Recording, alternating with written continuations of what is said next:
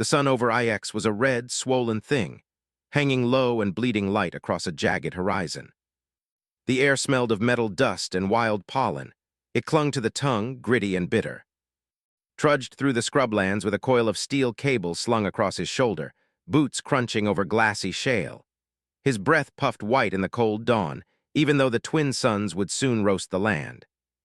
He wasn't here for sightseeing. He was here to check his traps. The colony settlement needed fresh food. The scrublands weren't generous, but they had sky grazers, big, slow, antlered things that floated a meter above the ground on gas-filled bladders. Easy to kill, hard to catch without the right setup. Had built his own, a lattice of sprung steel, counterweights, and anchored spikes. The kind of thing that worked even when you were half asleep. He reached the first trap site, squinting against the wind. The metal cable was slack. Empty. The second trap, 2 kilometers east, was different. Froze halfway up the ridge. Something was thrashing. He jogged forward, boots scraping rock, hand dropping to the pistol at his hip. He expected the panicked bleat of a sky grazer, but what he heard was a voice. A girl's voice. High-pitched, desperate, speaking a language he barely knew. Then, he skidded down into the trap hollow, and his stomach clenched. It wasn't an animal. It was a person. She was small, maybe 1.5 meters tall, with pale blue skin streaked by dust, her long white hair tangled with thorny vine.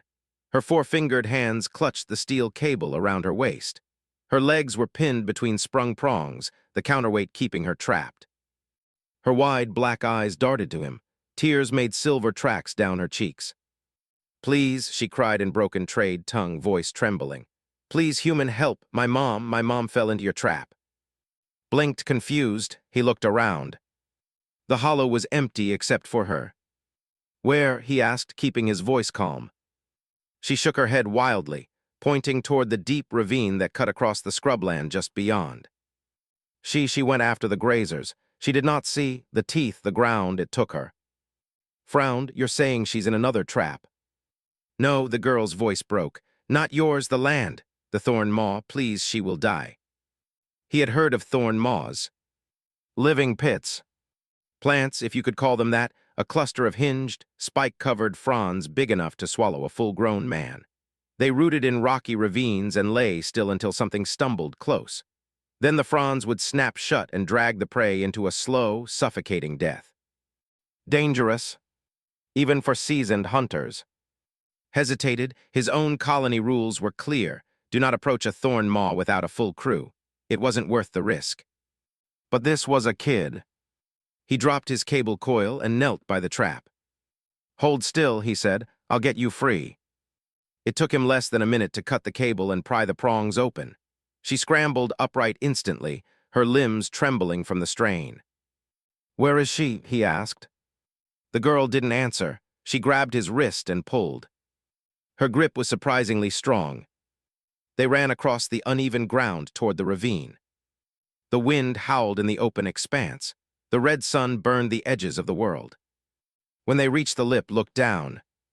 At first he saw nothing but shadow and tangled foliage. Then the foliage moved. 2 massive fronds shivered, then clenched. Something pale was trapped between them, struggling weakly.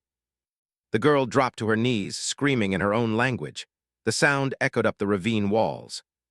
His heart thudded. The fronds shifted again, and he realized the thorn maw was pulling its prey deeper, toward a jagged black opening in the rock. "Back up," said, drawing his pistol. The girl ignored him. She started climbing down the rocks toward her mother. Cursed under his breath, slung the pistol back in its holster, and reached for the rope at his belt. If they were going to save the woman, they had seconds. The thorn maw's fronds flinched at the sound of his boots on stone. Then one of them whipped upward toward him. It moved faster than he expected. The spiked frond cut the air with a hiss like ripping silk. Dropped flat, the barb-studded edge tore across his shoulder pack, showering him with shredded canvas and powdered shale. He felt a sting along his upper back as a few spikes raked skin through his jacket. Then the frond recoiled, tasting for new vibrations. "Don't move," he barked at the girl. She was halfway down the rock face, fingers white on a narrow seam, eyes wide and glittering. Below her, the thing that was not quite plant, not quite animal, flexed its armored plates. Two main fronds held the trapped body, an older woman with the same pale blue skin and stark white hair, as if a steel trap had learned to breathe. Every exhale from the maw released a humid, sweet rot smell that made gag. The woman's face surfaced between the fronds. She was conscious, barely. Black eyes rolled to unfocused. Brownish blood flecked her lips. The fronds tightened again and her ribs creaked. "Don't move," repeated to the girl, softer now. "It keys on pressure and heat. I've got it." The girl swallowed hard. He could see her throat flutter. She trembled, but she froze. Slid behind a boulder, unclipping the coil of climbing line from his belt. He ran 2 quick loops, palms moving on muscle memory, then sprang out and threw the rope. The weighted end arced wide, snagging around the base of a frond. The maw flinched, tightening on its prey. The mother made a choked sound, swore under his breath, yanked to set the rope, then dove back behind the boulder as a second frond swatted, shattering a ledge where his head had been. It's not blind, he thought. It just pretends to be. It feels everything. He exhaled slowly, counting. Inside his pack's side pocket, metal clinked, pitons, a hand auger, a compact ratchet. He pulled them free one by one, feeling their weight. The old soldier in him, the part he kept buried under trap work and barter trips, rose like a thin shadow and took inventory. Target is a big muscle around a hinged plate. No central brain I can reach. Cut, fire, leverage is safer. He clipped a piton to the rope, leaned out, and hammered it into a crack above the ravine lip with 3 hard blows. The maw reacted to each strike, picking at the air. Ignored his racing pulse, working as if he were alone. The girl made a small sound. He spared a glance. She hadn't moved, but tears streaked dusty skin. "What's your name?" he asked, because focusing her mind might keep her still. She blinked, surprised by the question. "Talai." "All right, Talai," said, voice low and even. Your mom's going to need oxygen after I pry this brute open. When I say pull, you pull this rope as hard as you can and you keep it pulled. No matter what screams, no matter what shakes, understand." She nodded. Her lips were almost purple in the cold shade. A second rope, a different angle, tossed, missed, tossed again. On the third try, the line fell around the opposite frond crossbar and slid down to the thick, serrated hinge. He set another piton, rasping metal on stone. The maw shifted, almost listening. "Talai," he called softly, "is your mother's name something I should shout?" She seemed to weigh 1,000 things she could say. She swallowed. "Sira." "Okay," he spoke louder, letting the air carry his voice down. "Sira, I'm going to hurt you for a second to keep you alive. Stay with me." Sira's head turned, sluggish but aware. At that, the thorn maw tightened again, trying to claim what it understood as a struggling catch. Sira gasped. The fronds flexed. Judged the rhythm, squeeze, pause, squeeze. He slid back, unhooked the little cylinder he kept for the sky grazers, compressed gas for emergency inflations, and twisted on a valve. The piston coughed and a sharp hiss spilled out. He shoved the cylinder under the boulder edge, aimed at the maw's sensory nubs. The cold jet of gas fogged the air. The fronds flinched away from the sudden chill. The pause lengthened. "Now," shouted. Talai yanked the first rope. Cranked the second with a ratchet pulley he'd clipped between pitons. The 2 fronds drew a finger's width apart, only a finger, but that was enough for to jam a steel pry bar into the gap and lean his full weight. The maw convulsed, the pry bar bit, the hinge groaned like an old door. "Keep pulling," he yelled. Talai screamed with the effort, heels skidding on rock. The rope burned her palms, but she didn't let go. She leaned back, small body braced against a ridge, every muscle shaking. Felt the hinge give another millimeter. He shoved harder, calves and shoulders lighting with pain. The maw snapped one secondary frill at his hands. Spikes grazed knuckles. Blood beaded, bright and silly red in the blue shade. Sira slipped and for a heartbeat thought he'd just made it worse, but then her body tilted. Her shoulder found the opening. He dropped the pry bar and dove, jamming fingers under her arm, hauling. The fronds twitched wild, seeking to reclaim purchase. "Move, damn you," he grunted. He heaved, something in his back popped like a gunshot. Talai gave a raw cry and poured herself into the rope. The fronds opened one hand's width, then 2. Sira spilled out like a drowned thing, slick with plant sap and her own blood. They tumbled together down a meter and slammed a shelf. The pry bar spun, clanged, and rattled away. The maw, suddenly empty, snapped both fronds closed with enough force to crack granite. rolled, dragging Sira with him. The Franz felt the fugitive weight and slashed at where he'd been a second before, missing by the distance of a heartbeat. He and Sira landed beside Talai, gasping. The girl tried to lift her mother, put a hand on her wrist. "Let me check her." Sira's breaths were shallow and rapid. Her torso bore a lattice of punctures, peeled back his jacket and dug out the little medkit he never expected to need. Gauze, coagulant foam, a fold-out splint pack, and a single-use oxy mask. He ripped the mask open, pressed it to Sira's face. The seal hissed, filling with a thin feed. Sira's eyes fluttered. She coughed blood into the mask and then took a slightly deeper breath. "Good," murmured. He taped gauze over the worst punctures, spraying coagulant that fizzed against blue skin. The foam bloomed, plugging leaks. "You're all right, you're all right." Sira made a sound like a laugh gotten stuck in a gravel chute. "You sound like a liar human," she whispered through the mask, voice ragged but wry. "Huffed, occupational hazard." Talai pressed her forehead to her mother's shoulder. The relief shaking her was almost a tremor. "I told him, Mama, I told him." Sira's eyes found her daughter's and softened. Then, as if remembering something she'd locked away, they hardened again. She grabbed jacket with surprising force. "Your traps," she hissed, breath ghosting the mask. "We smelled the lures, heard the songs, they drew the grazers from safe sky. We followed to steal before they fell, that maw why does it sing your metal songs?" Blinked, "My traps are dumb steel and wait, they don't sing." Sira shook her head, winced. "This land does not lie, something man-made calling in the ground, not ours." Skin prickled. He had heard rumors in the trade shed, unknown devices buried near ravines, flocks of grazers veering from ancient roots, treaties talked thin and brittle because someone wanted the natives pushed away. He hadn't believed it, didn't want to believe it, because if a corporate hand was in it, everything got uglier. "I'll look," he said quietly. He slipped down the next shelf, feeling for weak stone, keeping his body's weight low, testing each step with fingertips. The thorn maw quivered in a slow, dissatisfied way now that it had lost its meal. Its sensory nubs brushed air currents. Its plates clicked once, twice. In the rock beneath the root cluster saw a not-natural line, a seam.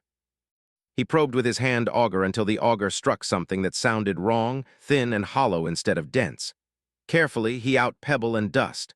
A sliver of black showed. He dug more inch by inch until he could grip the thing with 2 fingers. He drew out a metal capsule the size of his thumb. No markings, no brand, smelled faintly of warm copper. He held it to his ear and heard a shape of sound more than a sound, like pressure that wanted to be a tone but couldn't survive human hearing. Allure, ultrasonic, subsonic, both, layered. He wasn't a physicist anymore, but he didn't need to be. He turned it in his fingers and found a hairline seam, a tamper switch, tiny. If he cracked it wrong, it would fry whatever was inside. He angled it toward the light. The seam caught red sun and glimmered with a faint, oily sheen. Talai called softly. Her voice made the maw flex again, seeking. He slid the lure into an inner pocket. "Just a rock," he lied. He climbed back up, mind running in a dozen directions. Who would plant lures in native hunting grounds? Corporate colonists who wanted to keep the grazers near human traps and away from alien villages? Or a third player wanting blood to stain the space between? Either way, it meant his morning had walked him into somebody else's plan. He met Sira's eyes. "You weren't wrong." She gave him a long, humorless look, then turned it in the direction of the horizon where the colony's low domes would be a pale glitter at noon. "Your people have words, many. You sell them where your hands are empty." "I didn't plant that," he said, sharper than he meant. Then he let the sharpness go. "But I need to know who did." Later, Sira rasped, "My ribs are loud." Nodded, he slid his arms under her gently. "We have to move. That maw can reach farther than you think." As if to prove his point, a fringed tendril whipped across the ledge above, sprinkling down fine needles. They stung through his jacket on contact like bee kisses. His forearms went numb for a heartbeat, then returned prickling. "Venom," he muttered. "Great." He hauled Sira up. She bit down on a scream, transformations of pain flickering across her face. Talai took the oxy mask's line to keep it from snagging and scrambled alongside, light on her feet, guiding the best footholds that any outsider would miss. They made the ravine lip by slow degrees, set Sira down carefully on a flat patch of shale where the wind cut the thorn stink. He checked the horizon by habit. The red sun climbed, the lesser white sun bled in near the rim. Dust devils sketched ghost towers in the far flats. He turned back to Talai and Sira. My outpost isn't far. We stabilize you there, call a peace warden to mediate, get this recorded properly. Sira's mouth pulled in a stubborn line. No wardens. You'll bleed out without help. No wardens, she repeated. They listen to whoever pays for their ears. Opened and closed his hands once. Then we can at least get you away from the maw and... A distant buzz rose in the wind. At first he filed it as insect swarm. Then the pitch shifted, and a mechanical whine threaded the air, rising, falling, resolving into the distinctive tremolo of quadrotor drones. His throat went dry. Down, he said automatically. He eased Sira into a shallow fold of rock and spread his jacket over her. To Talai, stay with her, quiet. Who? The girl whispered. He didn't answer. He moved to the ridge edge and peered over, keeping as much of his head below the skyline as he could. 3 black dots slid over the scrubland, moving fast, low to the ground, riding ground effect. They wore the matte finish and sharp silhouette knew too well from a different life. Secops, colonial security. The corporate arm extended. Nobody else flew that precise formation out here. So someone had been watching the traps out this way, or the lures had telemetry, or both. Either way, 3 drones meant a patrol, and a patrol meant boots nearby. He had minutes, maybe. He went back to the women and knelt. We're leaving now. Sira had already understood from the sound alone. Her face was a map of nausea and pain and control. You will regret being seen with us, she said flatly. If you are a clever man, you will walk away.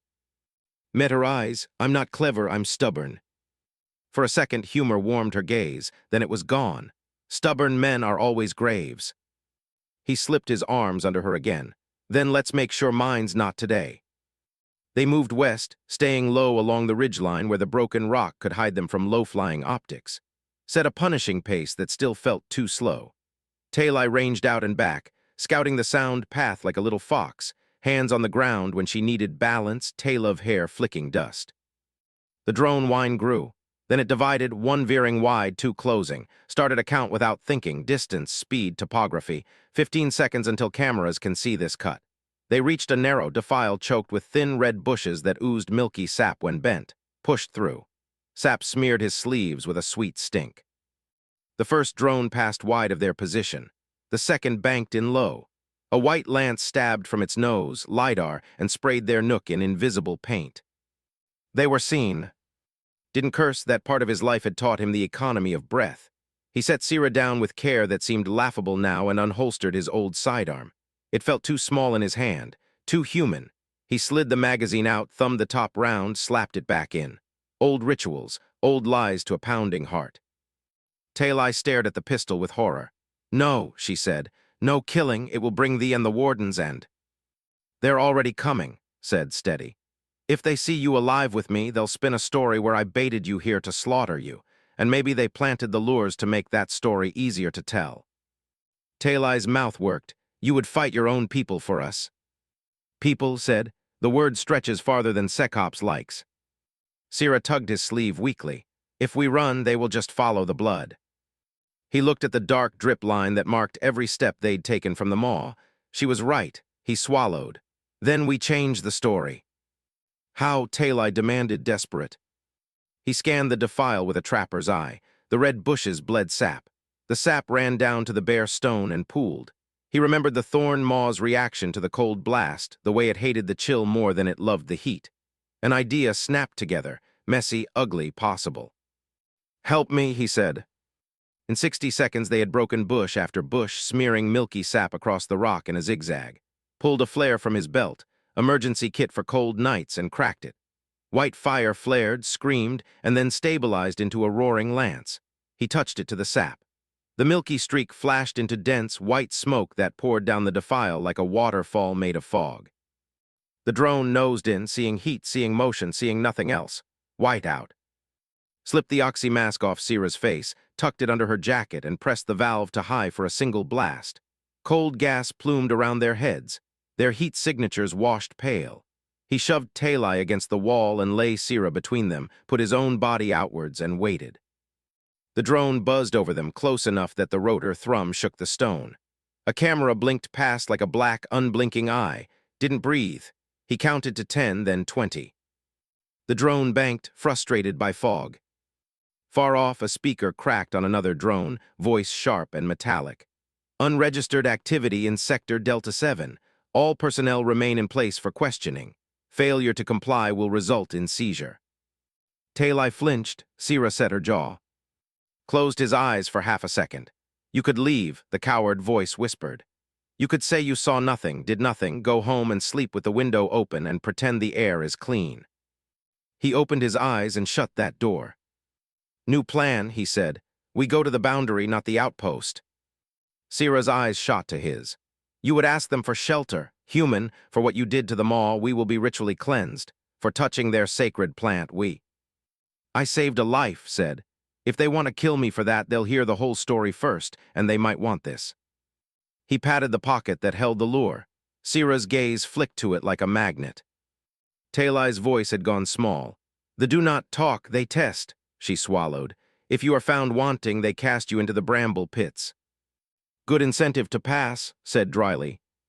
A crack snapped the air. A section of rock by his head spat dust. The report of a rifle came half a second after.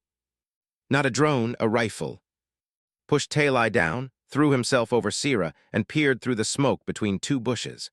Across the defile, on a shelf 100 meters off, a human figure in matte armor lay prone behind a low ridge, scope glinting for an instant in the twin-sun light. The next round chewed the stone where his hand had been. Congratulations, muttered. We're upgraded from warning to notice. The loudspeaker's voice, closer now. Stand down and show hands. You are trespassing on corporate wildlife recovery. Surrender the indigenous beings to authorized protection. Talai's face twisted. Protection, she spat, like the maw protects bones. You're not wrong, said.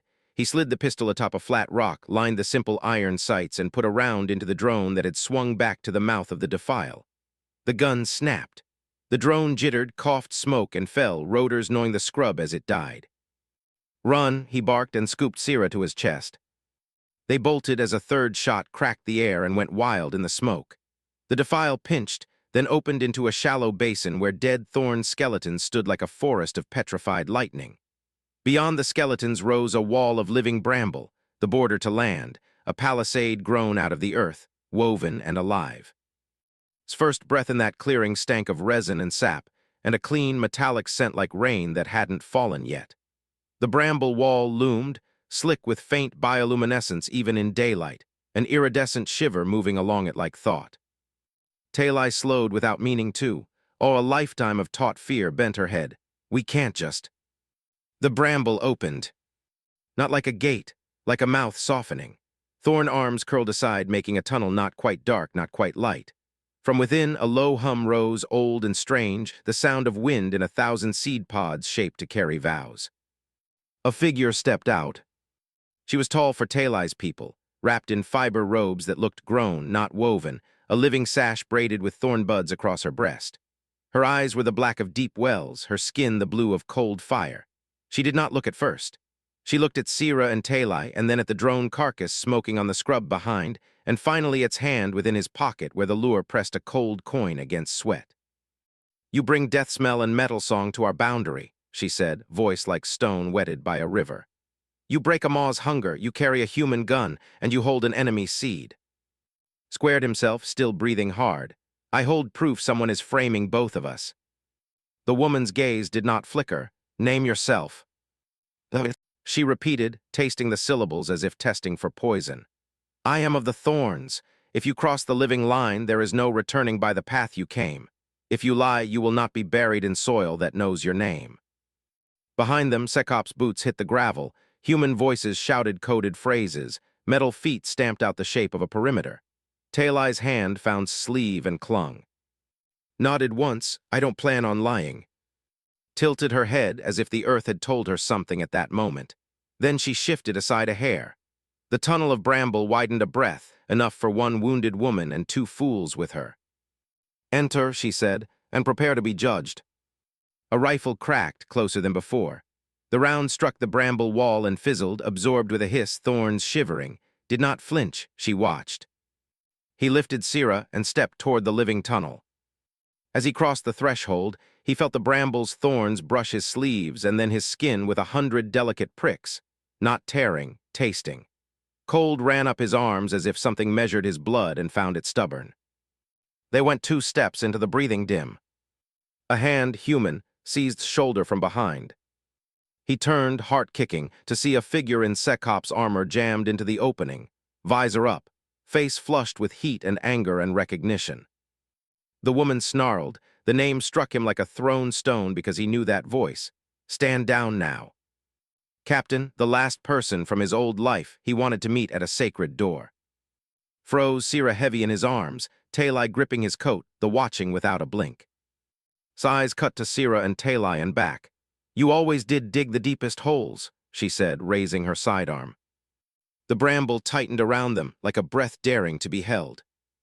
The air inside the bramble tunnel was cooler, damp with the smell of crushed leaves and wet earth. But that coolness was broken by the heat coming off Sklair. Her sidearm stayed fixed on, steady as a welded joint. Step out, she said, her voice carrying the same clipped authority remembered from years ago.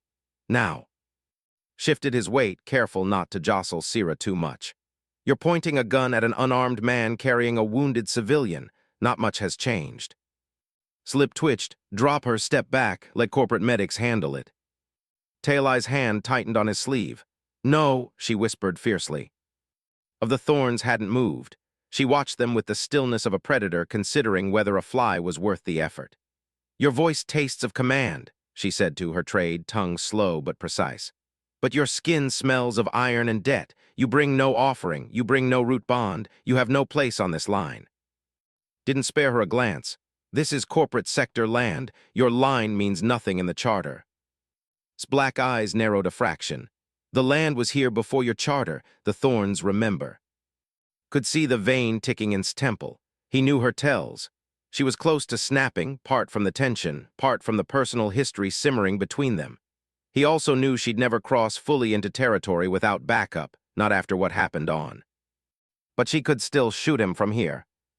He said evenly, if you really think I'm a threat, shoot me.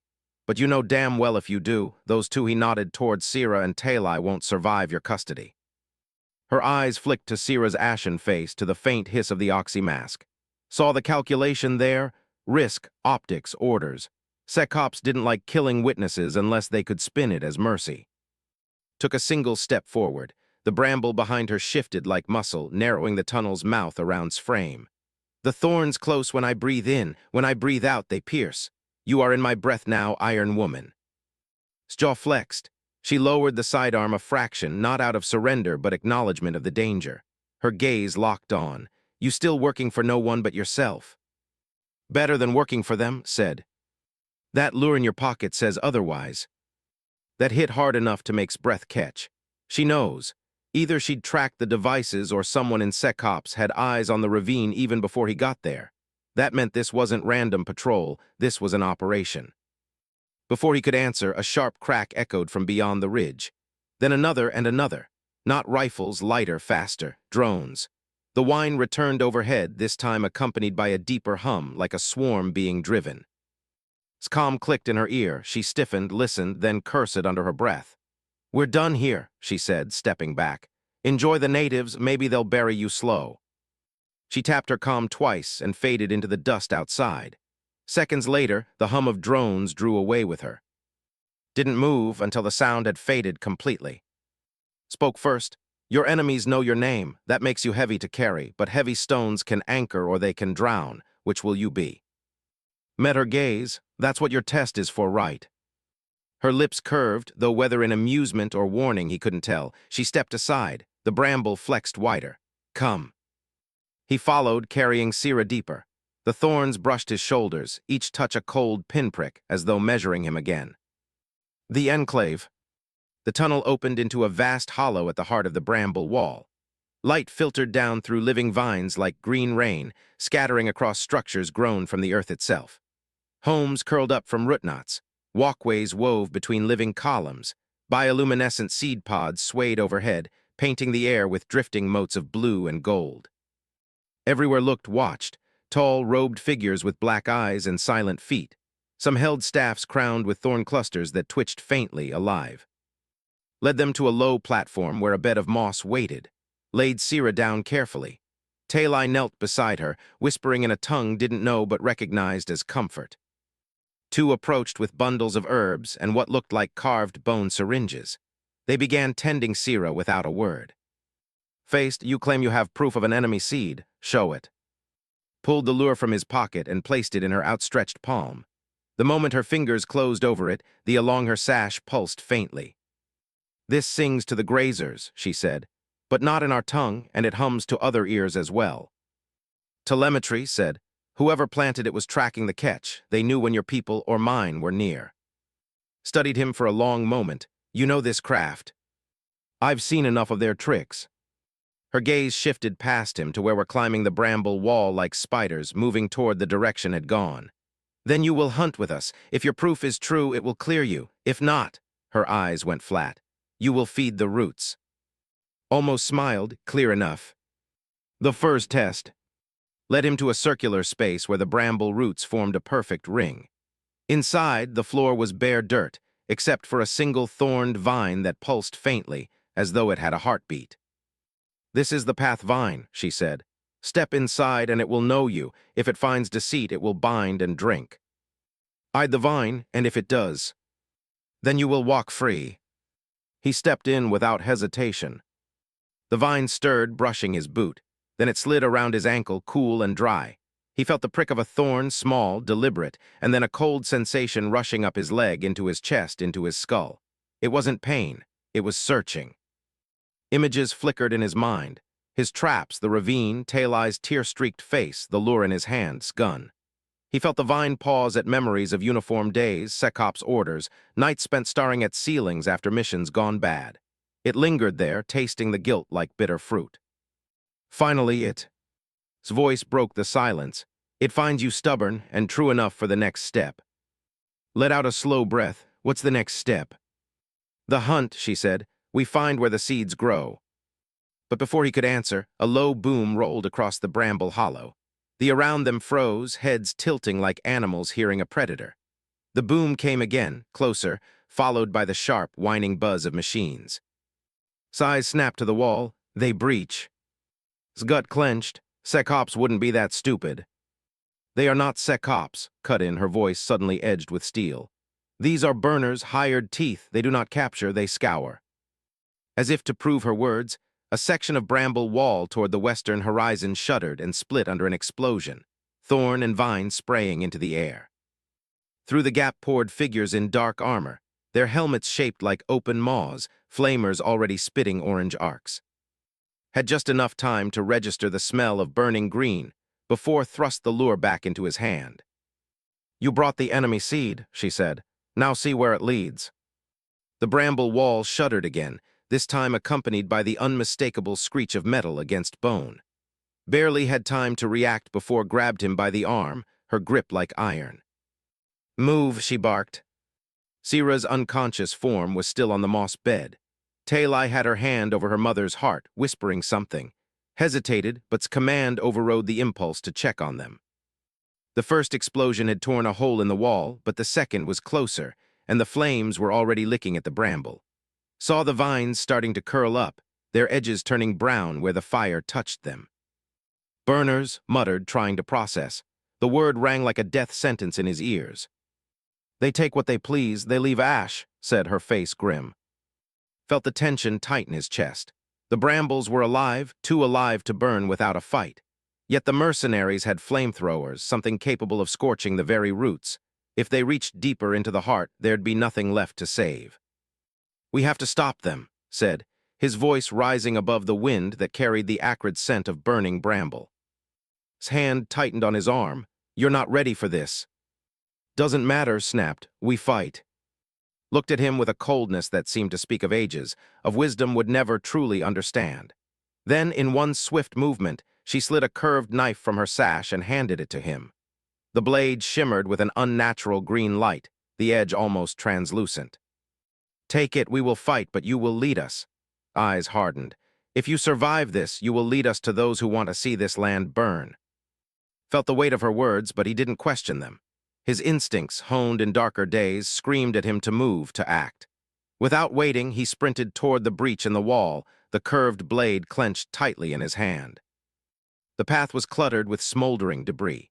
Thick black smoke clouded the air, and his throat burned as he ducked under fallen vines, narrowly avoiding the flare of fire as it singed the edges of the living green wall. The mercenaries, burners, were there too, moving with precision, their flamethrowers spitting fiery death at anything in their path. His heart pounded, but his focus was clear. He had to stop them from advancing further. The lives depended on it. As he neared the breach, the ground beneath him cracked and leaped forward just as a flamer's nozzle unleashed a blaze in his direction. The fire roared past him, singeing his sleeve as he rolled behind a large, gnarled root. He glanced back and saw and the other following, but at a distance. The burners were now only a few yards ahead, crouched behind their armored suits, with one of them directing the others, shouting commands. They were too focused on the fire to notice creeping up on their flank. He moved fast. His breath was shallow, his instincts racing.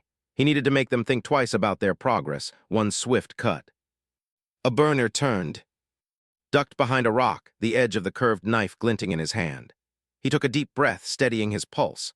A line of sight opened up just for a split second. He was moving before the thought had fully formed, ducking under the armor of a burner and stabbing the blade into the weak point under their armpit where the plating didn't meet.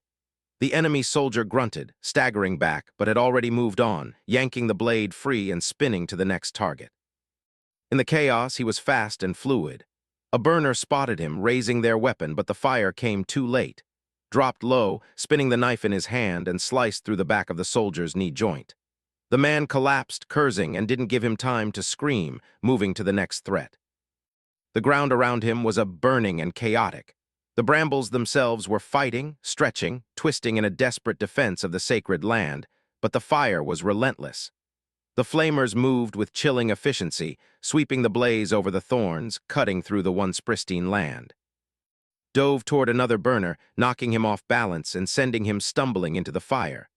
The flamethrower discharged wildly as he fell, flames bursting in all directions. His voice rang out through the smoke. "The line is faltering, we need to move forward." Didn't pause, he kept fighting, weaving through the chaos. His mind was a single sharp thought: stop the fire, stop the advance, protect the land. A distant shout caught his attention: Talai. Turned just in time to see her sprinting toward him, her hands raised to shield her face from the smoke. Behind her, Sira was just beginning to stir, moving slowly but conscious. Talai shouted, "Get to the rear now, stay safe." Talai's eyes were wide with fear. She shook her head, pointing toward the western boundary of the enclave.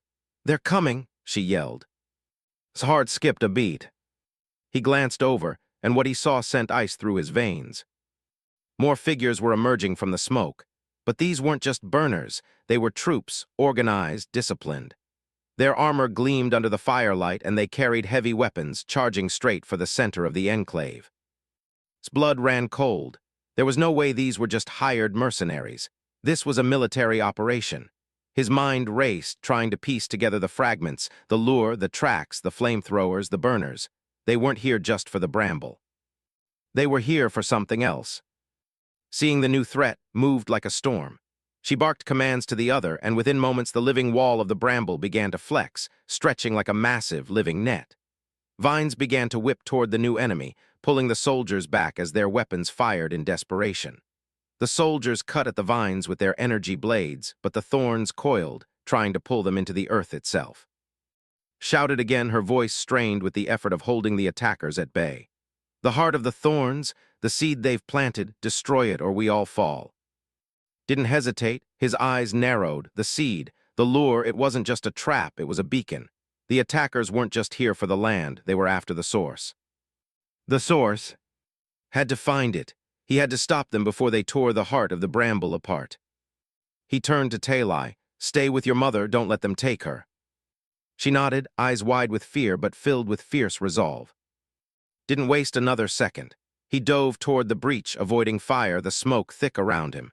His mind was already racing ahead. The seed they'd planted, it was buried deeper in the bramble than he'd thought. He had to find it, destroy it, and end this operation before it completely overwhelmed them all. The earth trembled beneath his feet as he sprinted toward the heart of the bramble. He didn't dare look back at the chaos unfolding behind him. the clash of fire against living wood and the sharp crack of gunfire. Every step he took carried the weight of Sira's blood on his hands, of Talai's desperate plea to protect her mother, and of the undeniable truth that everything depended on him finding the source of the attack, the heart of the bramble where the seed had been planted. They had already started closing the path behind him.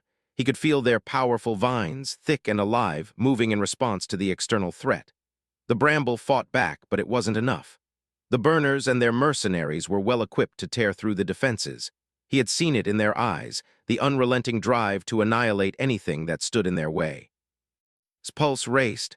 The heart of the bramble, the root of it all, was somewhere ahead.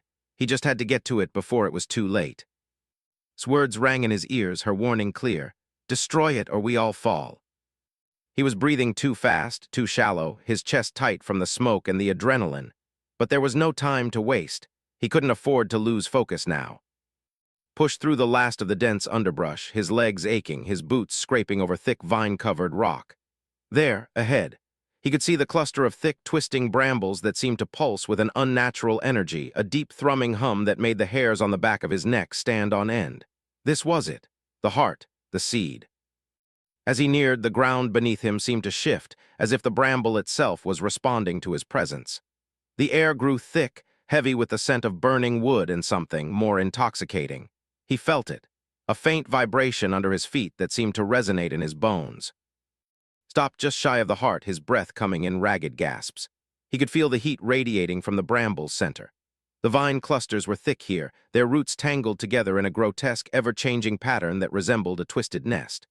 The bramble, heart, was a massive, pulsating mass, the size of a small building, covered in thorns and jagged edges, and it glowed with a faint green light, like an old lantern on the verge of burning out. At the center of it all, in the deepest recesses of the bramble, was the seed, the lure. Could see it now, hidden deep within the living heart, a small, metallic object, its surface covered in vines, almost as if it had been absorbed into the plant, its edges barely visible but unmistakable. The lure that had been planted to track the movement of the grazers, and even him. But it was more than that. Could feel it, an unnatural pull coming from the seed. It wasn't just tracking, it was calling. The bramble had learned from it, adapting to its signal, weaving it into the heart of the land. The seed had become part of the bramble itself. No, muttered to himself, not like this. He had to destroy it, he had no choice.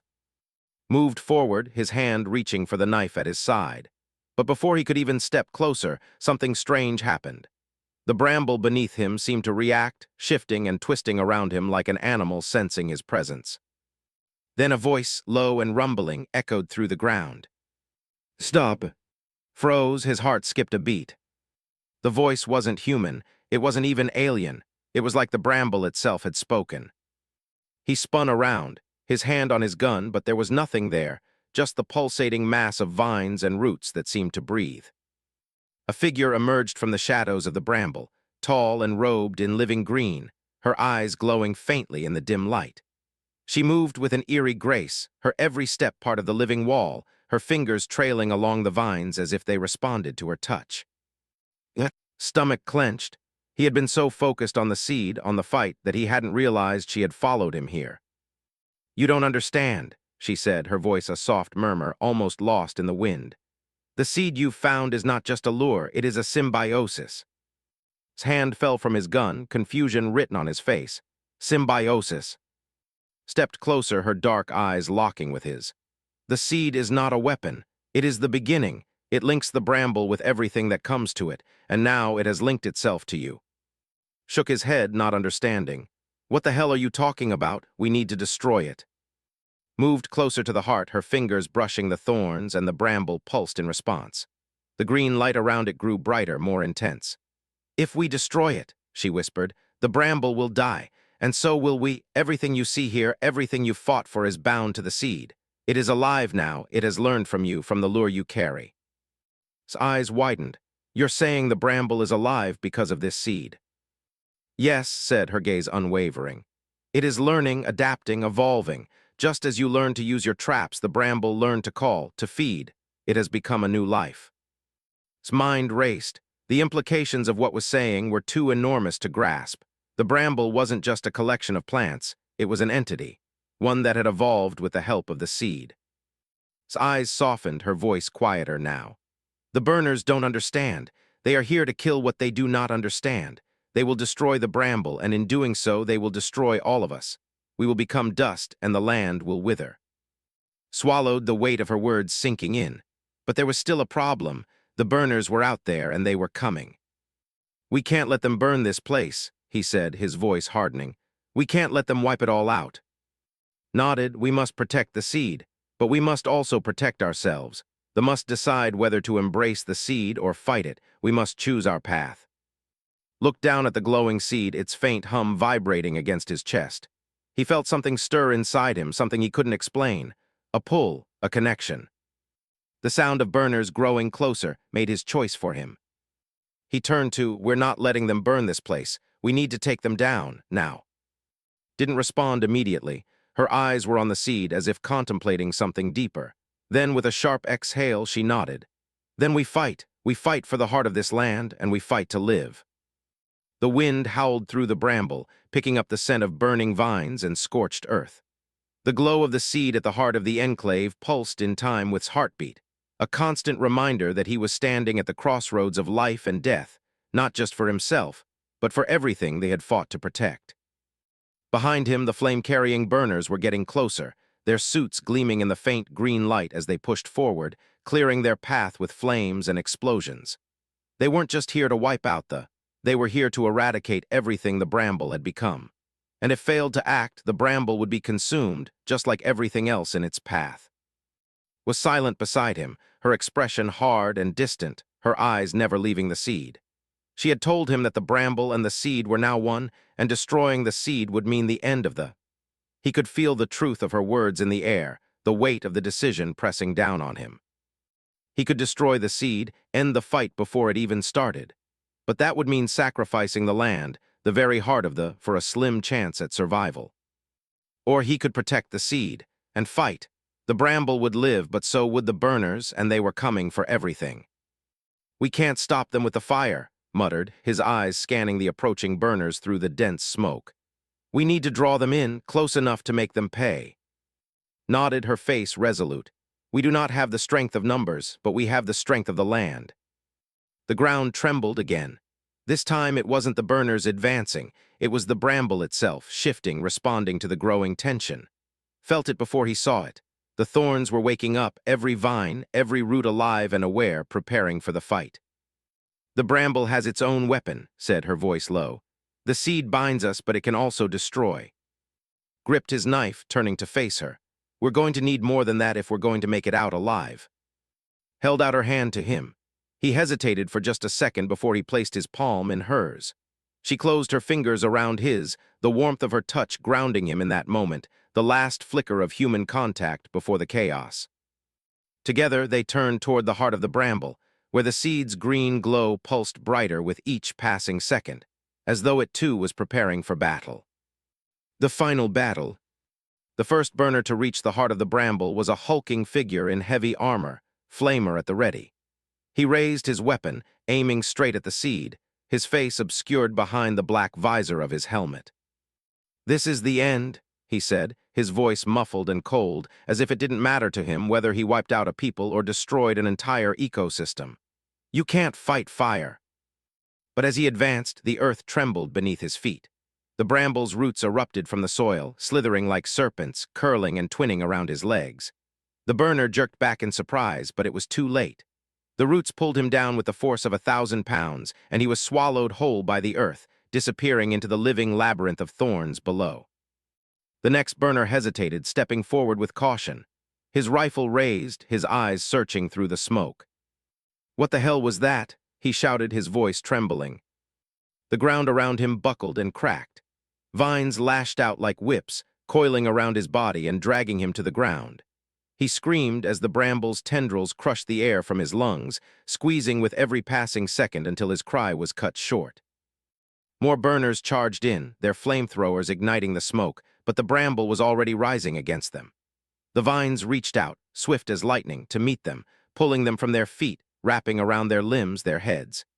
The air was filled with a frenzy of fire and smoke. the sound of metal scraping against living wood, and the desperate shouts of the burners as they struggled to escape the thorny grasp of the bramble. But the bramble was relentless, and standing at the heart of it all could feel the power of it coursing through the ground beneath him. The bramble was alive. It was not just defending itself, it was fighting for its very existence. Moved swiftly, her hands raised in the air as if she were guiding the bramble's movements. The vines seemed to respond to her presence, twisting and contorting with an almost sentient grace. She whispered to them, a language couldn't understand, but it didn't matter. The bramble understood. More burners fell. The fire they wielded was no match for the living strength of the bramble. It was too fast, too strong. Every movement they made to destroy the vines was met with a counterattack, a vine wrapping around their wrists, their feet, pulling them deeper into the thorns. There was no escape. Took a deep breath, his heart pounding. The chaos of the battle swirled around him, but he knew it was only a matter of time before the burners realized they couldn't win this fight. They had underestimated the bramble. They had underestimated him. He looked to who was still moving with the bramble, guiding its defense with ease. Her eyes met his, a spark of something fierce and determined in them. They didn't need to speak. They knew what had to happen next. The final wave of burners was coming. They had to strike now. Raised his hand, signaling to. The vines shifted again, tightening around the remaining burners, who were now trapped between the bramble and the wall of smoke that had engulfed them. The fire had stopped. And then, just as the last burner attempted to escape, a voice rang out, breaking through the haze of battle. "Cease fire." Froze. A figure stepped forward from behind the smoke, his armor gleaming in the flickering light of the flames. His helmet was off, revealing a cold, calculating face. It was a man recognized, though he never thought he would see him here. It was Captain. She surveyed the scene, her eyes narrowed, taking in the damage. The burners were either dead or captured, their weapons strewn across the ground. "I told you this was going to end badly," said, her voice low but clear. Stared at her, his mouth dry. What the hell are you doing here?" "You were right," she said, her eyes scanning the wreckage of the battle. "They don't understand. This isn't just about the land. It's about the seed." His heart skipped a beat. "What do you mean?" His eyes flicked to the glowing seed, still at the heart of the bramble. Her gaze softened, a hint of recognition in her expression. "The burners were just a distraction. The real threat is much worse." His mind raced. He had been so focused on the burners that he hadn't seen the bigger picture. What could be worse than this? Turned to him, her voice suddenly urgent. "It's not just the seed. It's what's behind it. The corporations, they want to use the seed's power to create an entirely new form of warfare, something alive." His stomach twisted. "They've been manipulating everything," she continued.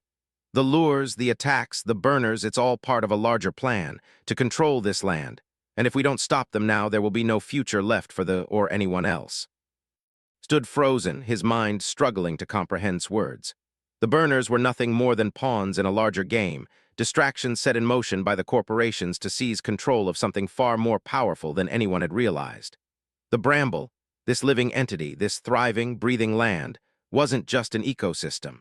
It was a weapon, and the corporations intended to use it to reshape the balance of power in the galaxy. His hand brushed his arm, grounding him in the moment. "We need to move quickly," she said, her voice steady but urgent. "The burners may have failed, but others will come. They'll send more." Nodded, his pulse still racing.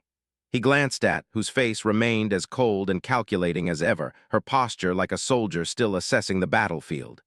Her words had carried a warning, but there was something else beneath her calm exterior, something unspoken, something heavy. "Weaponize the seed," repeated, still processing. "You mean they want to turn this entire planet into a military asset?" His jaw tightened. "Yes, they've been using the seed to unlock the bramble's potential. It's not just a trap or a lure, it's a conduit. They can harvest its energy, use its ability to regenerate and adapt. It could give them control over entire ecosystems, make them unstoppable." Turned to who was watching with unreadable eyes. "Is that true? Can the bramble really do that?" Didn't answer immediately. She moved toward the glowing seed, her fingers hovering just above it as if she were reading its pulse. Then she spoke, her voice thick with a sorrowful clarity. "It is alive now. The seed has been bound to the bramble, to us. The corporations have only begun to understand its full potential. If they gain control, they will strip the land of its essence and leave nothing but husks.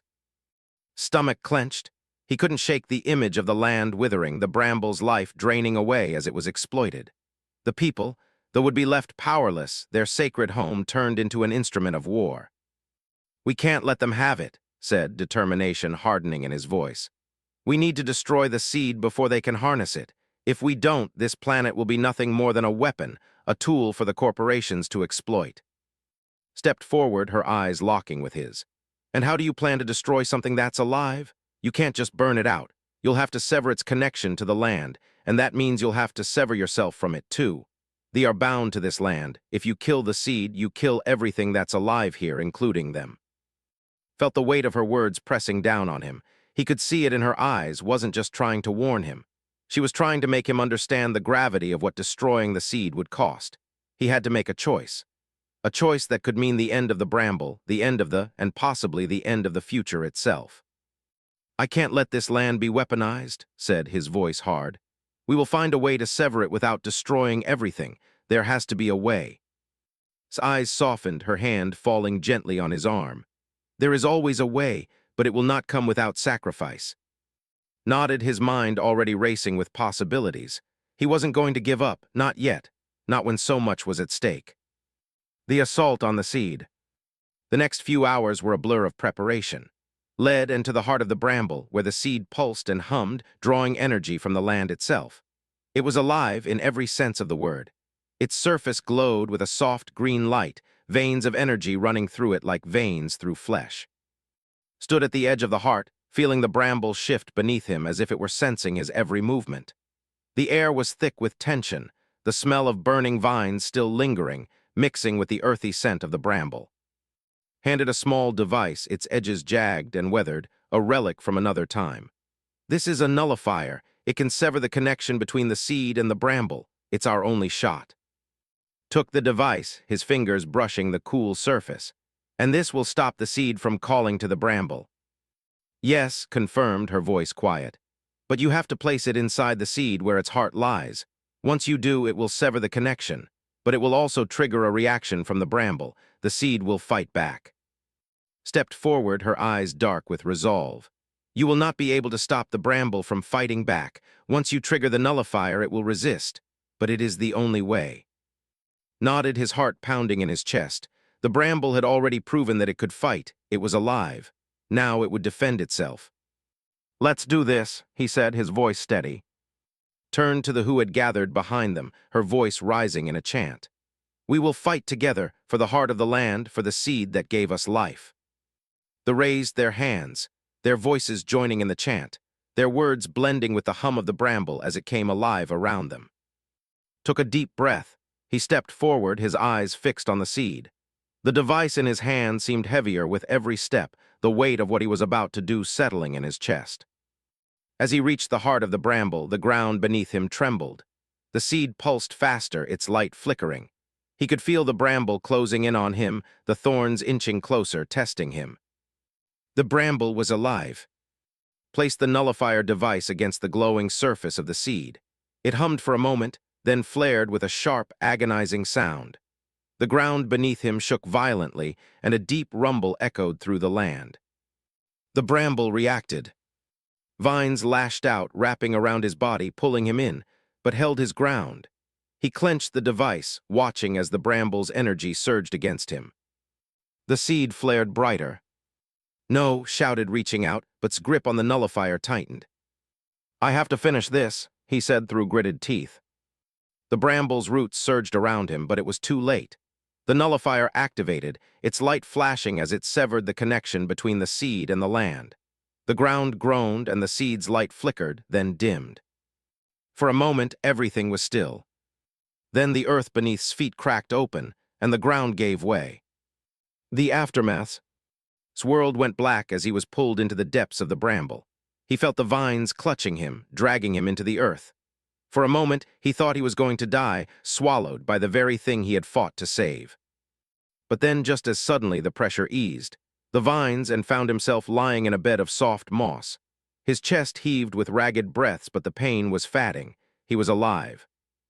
voice was the first thing he heard. "You did it." He turned his head to see her standing nearby, her armor singed but her posture steady. Was beside her, her eyes fixed on the seed, which had now gone completely dark. "It's over," said his voice hoarse. "We stopped them." But even as the words left his mouth, he could feel the weight of the decision. The bramble was alive, but at what cost? "We will rebuild," said softly. "But it will take time. The seed is dead and the bramble is wounded, but it will heal." Nodded exhaustion finally catching up with him. "We'll fight. We'll protect this land no matter the cost." As they began to gather, the air around them was filled with a new sense of purpose. The battle had been won, but the war for the future of this land had only just begun. And, standing at the heart of the bramble, knew that it was a fight worth every sacrifice.